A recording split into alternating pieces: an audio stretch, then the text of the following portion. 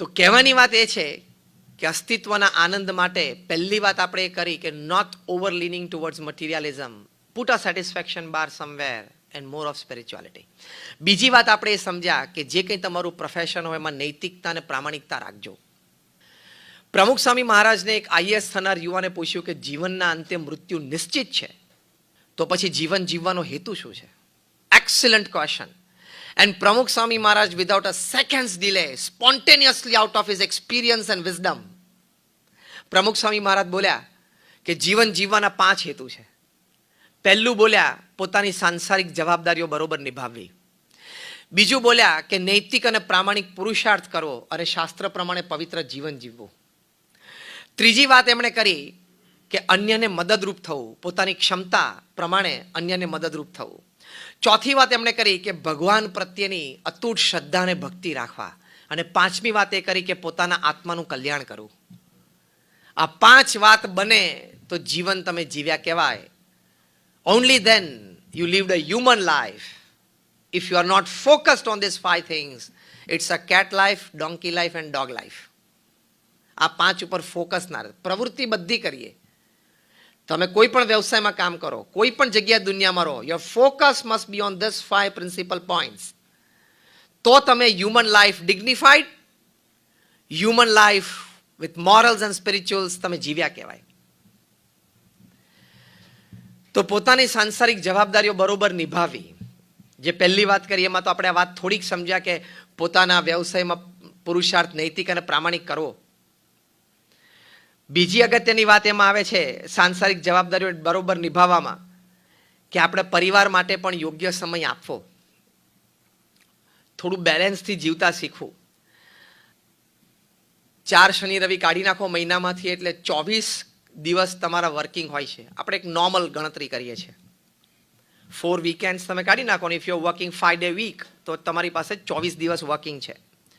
24માંથી 4 દિવસ તમને રાત્રે 9:30 પછી આવવાની છૂટ, કામ વધારે હતું.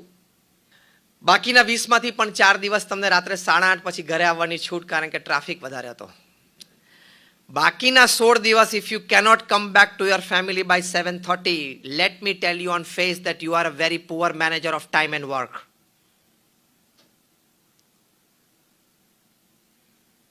સ્તબ્ધ થઈ ગયા છો બધા, હેપ થઈ ગયા નહીં?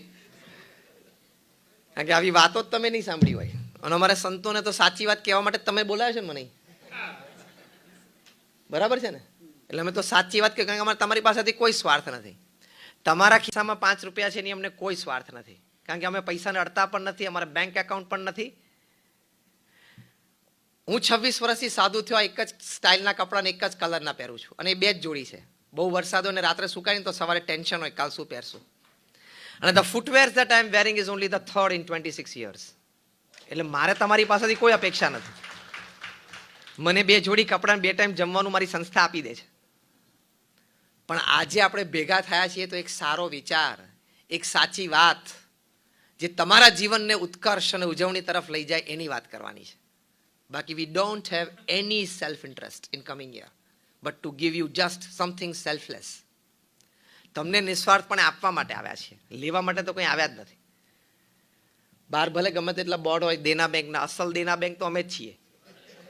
દેના हम देते हैं, सुबह से देते हैं, विचार देते हैं, अच्छी प्रवृत्तियां की प्रेरणा देते हैं, अच्छा वर्तन सिखाते हैं. એટલે દેના બેંક તો અમે જ છીએ. વિચાર, વર્તન ને પ્રવૃત્તિ તો what I mean to say is કે if 16 days out of 24 working days, if you cannot come back to your family by 7:30, you are a very poor manager of time and work.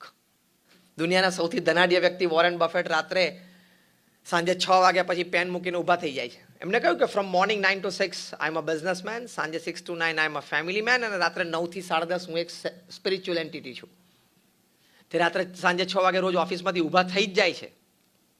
એને તમારા લોકો કરતાં જરા ઓછું કામ રહેતું હશે નહીં? $100 billion ઇન્વેસ્ટમેન્ટ છે. મિલિયન નહીં, બિલિયન. 71 પ્રમાણે 7100 કરોડ રૂપિયા થાય. 7,100 crore rupees is 1 billion. Multiply by 100.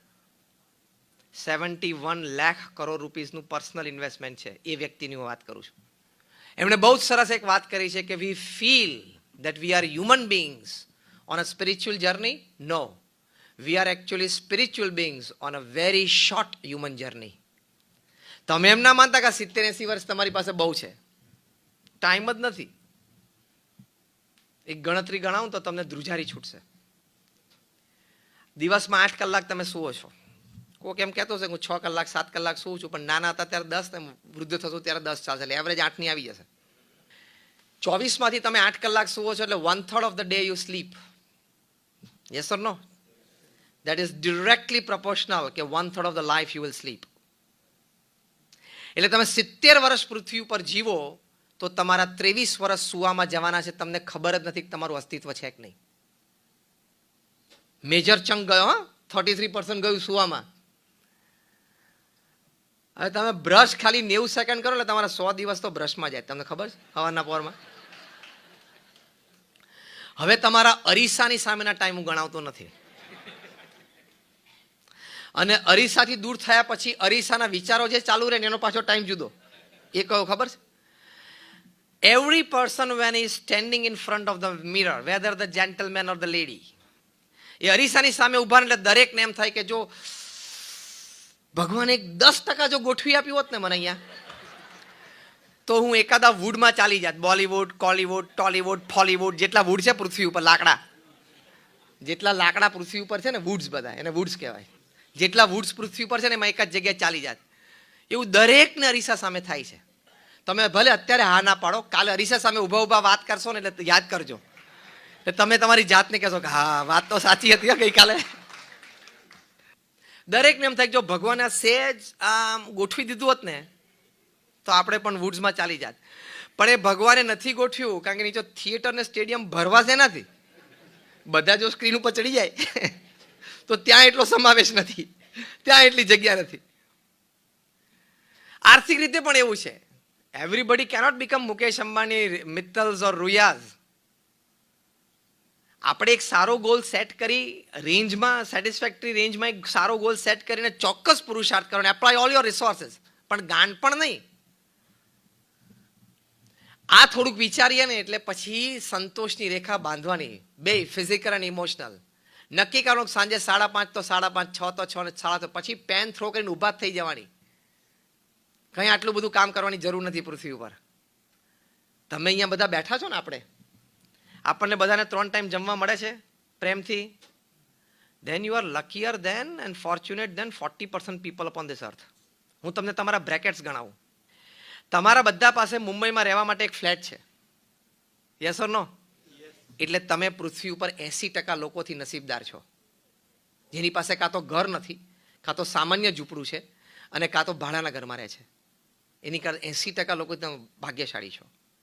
તમારી પાસે હેલ્થ કેરની વ્યવસ્થા છે, એટલે you are luckier than 90% people upon this earth who does not have a personal capacity for a good health care of him or his family. તમારી પાસે insurance છે એટલે તમે બહુ ભાગ્યશાળી છો.